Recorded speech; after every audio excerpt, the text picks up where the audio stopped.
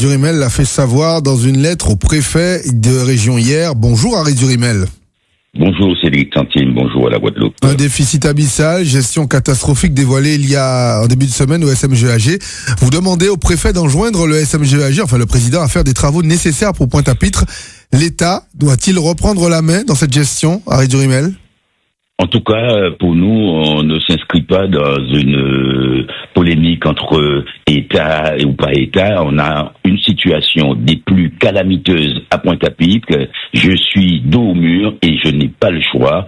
Il faut absolument que dans les 15 jours qui viennent, on débouche les égouts, qu'on puisse libérer les devantures de commerce, les trottoirs qui sont gorgés d'eau sale, de matière fécale devant les habitations. Ça ne peut plus durer. Donc, si le SMGAG est en faillite, si cet organe qui a été créé par l'État n'est pas opérationnel, l'urgence sanitaire impose qu'on intervienne à Pointe-à-Pitre, ville centre de la Guadeloupe, où les gens sont en train d'étouffer derrière des eaux sales, des eaux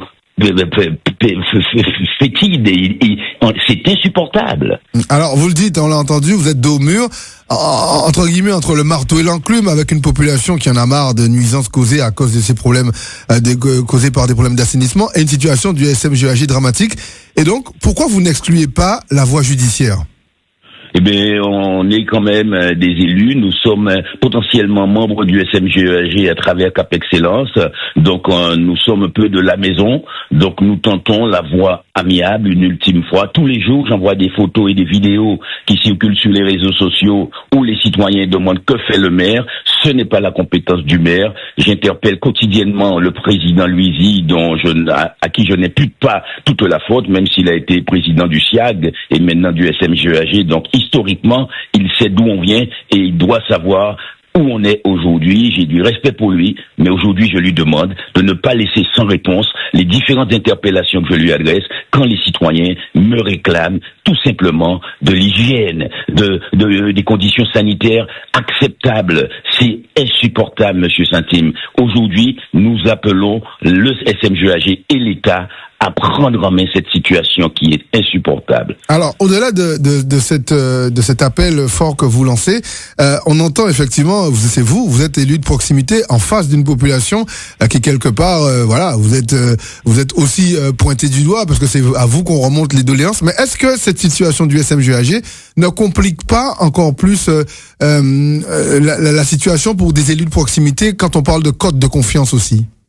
Absolument. Aujourd'hui, les élus, on nous crache dessus. On passe pour des gens qui ne sont pas concernés par les problèmes du peuple, alors que ce n'est pas la vérité. Moi, je me suis appauvri en devenant maire. Je suis pleinement engagé, mais je me rends compte que je n'ai pas les moyens de répondre. J'ai vu à quelle vitesse on a mobilisé 175 milliards pour aller faire la guerre en Ukraine. Je demande à l'État de mobiliser les fonds d'où qu'ils viennent. Je demande à la nation française, cette république, c'est une civilisation moderne qui demande aux gens de vider leur coupelle de fleurs pour éviter que se répande le virus de la dengue. Et parallèlement, c'est plus qu'une coupelle de fleurs, ce sont des mares d'immondices et d'eau fétide que les gens ont devant leur porte. Donc cet État français doit mettre en demeure, enjoindre le SMGAG d'avoir effectué les travaux, car il en va effectivement de la confiance de la population envers les élus.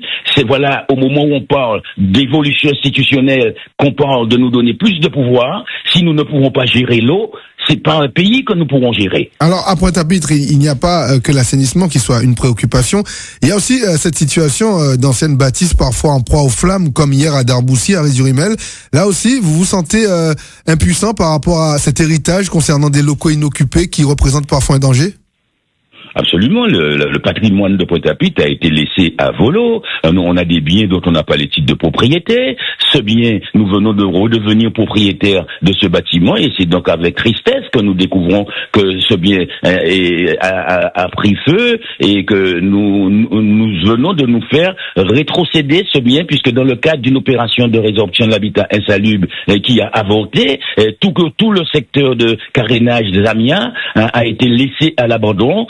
là, c'est ce bâtiment de Darboussier, mais de l'autre côté de la rue à la Cosamia, ce sont des cases qui avaient été promises à la démolition pour être remplacées par des bâtiments ou des immeubles neufs qui n'ont pas été réalisés. Donc nous sommes en plein bilan de la RHI pour reprendre en main le foncier et cette partie du territoire Point 3. Et au moment où on nous a rétrocédé il y a quelques semaines ou mois ce bâtiment, voilà qu'il prend feu alors qu'il était squatté, que la région nous demande de le vendre pour créer un centre d'art contemporain à côté du MAT.